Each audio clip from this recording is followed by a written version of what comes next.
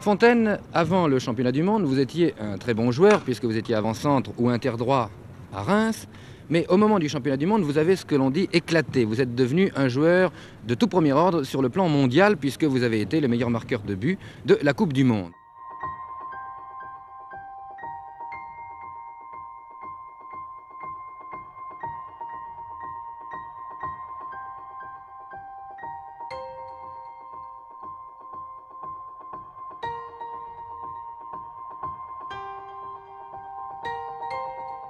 Pouvez-vous me dire quelle a été la raison de cette transformation?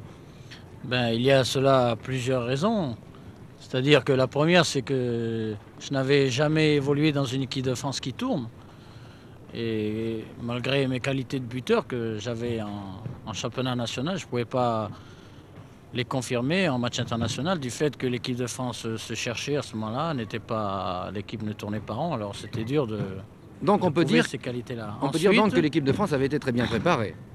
Oui, alors il y a justement cette raison, c'est que nous avons passé un mois ensemble avant de commencer le championnat du monde et qu'il y régnait une atmosphère de club, c'est-à-dire que je ne me suis pas senti dépaysé du tout. Et évidemment, quand un joueur a le moral, il fait des choses extraordinaires. Bon, alors la deuxième raison. Alors la deuxième raison, c'est que d'abord les joueurs étrangers ne me connaissaient pas, d'où un peu la surveillance qu'a tiré Raymond Kopa et qui m'a facilité la tâche parce qu'on marquait plutôt Piantoni et Kopa qui étaient connus dans le domaine international alors que moi je n'avais pas encore fait mes preuves puisqu'il n'avait pas eu l'occasion que je les fasse.